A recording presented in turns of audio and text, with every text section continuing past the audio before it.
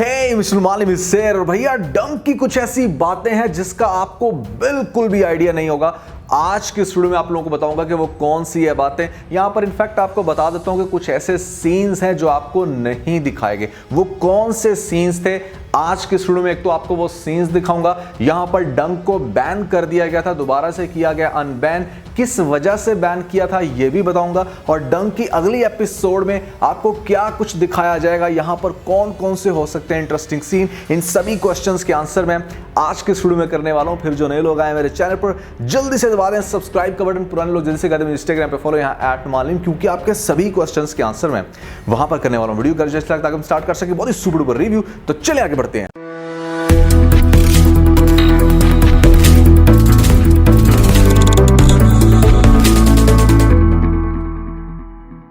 तो दोस्तों सबसे पहले हमारी प्रेडिक्शन होगी यहाँ पे कामयाब। मैंने आपको बताया था कि डंक ड्रामे के अंदर प्रोफेसर खुदकुशी कर लेगा। बहुत सारे लोगों का ये ख्याल था कि नहीं ऐसा नहीं होने वाला, प्रोफेसर ही गलत है, लेकिन आपको वही दिखाएगा जैसा मैंने आप लोगों को बताया था। तो इस बात के ऊपर एक लाइक तो बनता है। यहाँ पर जल्दी से लाइक का बटन दबा के कर दो नीला।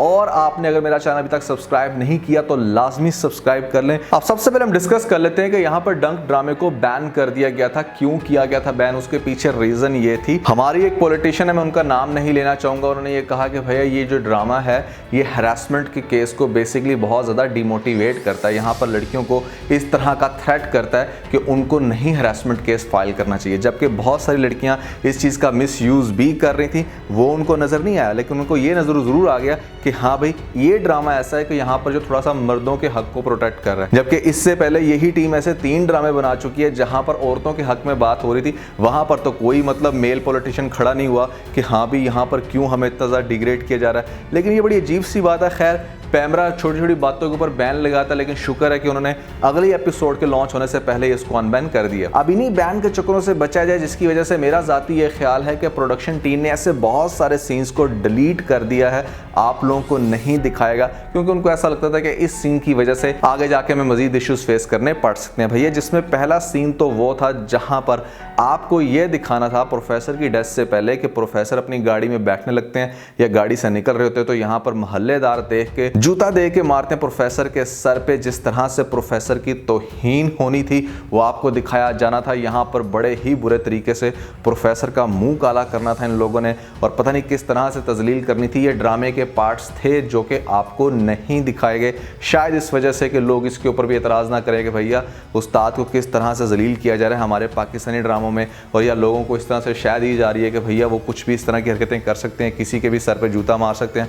तो शायद ये वो रीज़न थी जिसकी वजह से ये सीन आपको प्रोफेसर की डेथ से पहले नहीं दिखाया गया। और जो दूसरा बहुत इंपॉर्टेंट सीन आपको दिखाना था वो ये, जहां पर जो छोटी बेटी है प्रोफेसर की, गना जिसका नाम है, वो अपने फादर के साथ जब बैठी होती है तो ऐसे में फादर क्या करते हैं कि अपनी बच्ची को हग करते हैं या उसके शोल्डर के ऊपर हाथ रखते हैं। तो आगे से बच्ची ये कहती है कि पापा don't touch me, your all touches are bad touches. तो इस तरह की जब बातें बच्ची करेगी ड्रामे के अंदर, तो जो बच्चे देख रहे होते हैं हमारे, वो भी कोई इस तरह की स्टेटमेंट रिपीट कर सकते हैं। यानी कि अगर किसी का बाप अपनी बच्ची को प्यार कर रहा है और आगे से बच्ची ने एक दफ़ा भी ये कह दिया ना कि your touches are bad touches, तो भैया ये बात बहुत ही आगे तक चली जानी थी। लोगों ने कहना था कि किस तरह के सबक दिए जा रहे हैं हमारे ड्रामों में, हमारे बच्चे ख़राब हो रहे हैं, क्योंकि बच्चे ना बातें बहुत जल्दी पिक करते हैं। तो ये वो वजूहात थी मेरे ख्याल से जिसकी वजह से आपको ये 2 सीन्स नहीं दिखाए गए।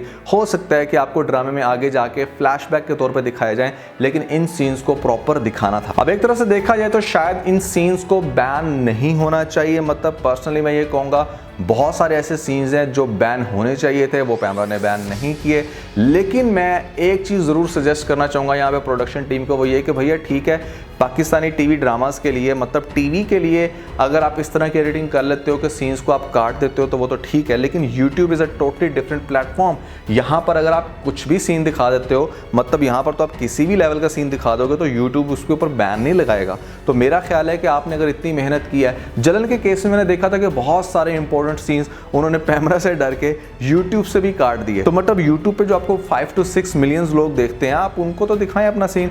यूट्यूब से आप ज़्यादा अच्छा अर्न कर रहे हैं, तो मेरा ख्याल है कि आपको यूट्यूब पे अपलोड करते हुए अनकट ड्रामा दिखाना चाहिए, कि मतलब जिसको आपने बिल्कुल भी किसी तरह से छांटी ना किया हो। आप अपनी ऑडियंस को दिखाओ जो आपने अपनी मेहनत की है, जिस तरह से भी आप चीज़ों को लेकर चलना चाह रहे थे वो आप यूट्यूब के ऊपर दिखा सकते हो। हाँ टीवी के लिए आप ऐसा एक वर्जन बना सकते हो जहां पर आप इस तरह के सारे सीन्स को काट दो। तो मूविंग फॉरवर्ड यहां पे हम डिस्कस कर लेते हैं कि ड्रामे की नेक्स्ट एपिसोड में आपको मजीद क्या दिखाया जाएगा। आज के एपिसोड में एक बड़ा इंटरेस्टिंग पॉइंट था, वो ये कि आपको हैदर को डिस्टर्ब होते हुए दिखाया गया प्रोफेसर की बातों से।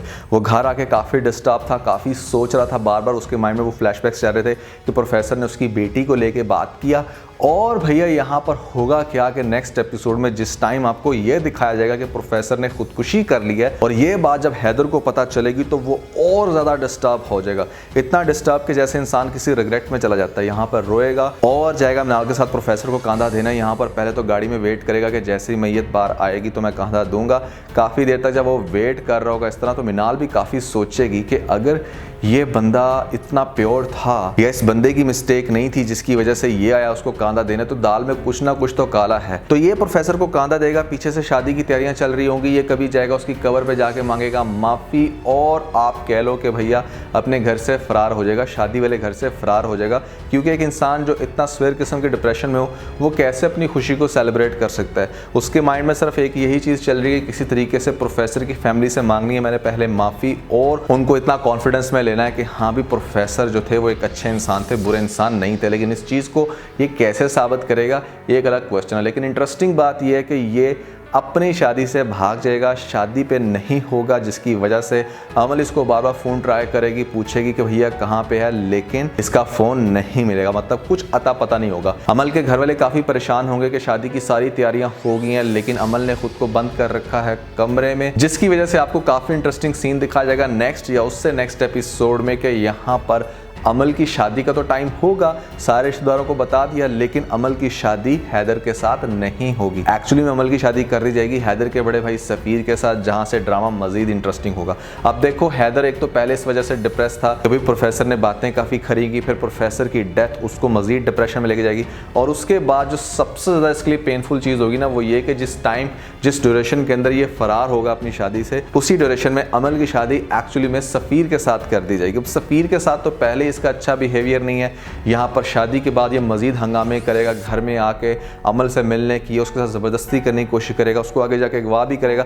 मैंने आपको ये सारे सीन्स बताए हुए हैं कि ड्रामे के अंदर आपको आगे से किस तरह से स्टोरी को दिखाया जाएगा। अगर आपने मेरी कंप्लीट स्टोरी का रिव्यू नहीं देखा तो ऊपर आप लोगों को लिंक मिल रहा होगा, जल्दी से लिंक पे क्लिक करके इस ड्रामे की कंप्लीट स्टोरी देख के अपना फीडबैक मुझे जरूर दीजिएगा। अब हैदर को एक तरफ से काफी रिग्रेट में रहते हुए दिखाया जाएगा कि यहाँ पर वो कभी माफी मांगने की कोशिश कर रहा है प्रोफेसर की बेटी के साथ। दूसरी तरफ मिनाल इस चीज को फिगर आउट करना चाह रही है कि असल में कसूरवार कौन है। अगर प्रोफेसर ने भी अपनी खुदकुशी करके जान ले ली है तो कसूर या तो है हैदर का या फिर यहाँ पर अमल का, और वो इस चीज को फिगर आउट करने की कोशिश करेगी ड्रामे की नेक्स्ट एपिसोड में कि असल में कसूरवार कौन है। दूसरी तरफ अमल को इस बात का गुस्सा होगा कि मैंने इस बंदे के लिए इतनी बड़ी कुर्बानियां दी, यहाँ पर अपने आप को बदनाम कर दिया, मीडिया वाले मेरे पीछे लगे हुए हैं और ये शादी वाले दिन ही फरार हो गया, मतलब शादी वाले दिन ये था ही नहीं। तो उसको इस बात का गुस्सा होगा कि इसके भागने की वजह से इसके बड़े भाई के साथ मेरी होगी शादी, जिसकी वजह से वो इसके साथ सीधे मुंह बात नहीं करेगी और इस तरह से ड्रामा आपको आगे से चलते हुए दिखाया जाएगा।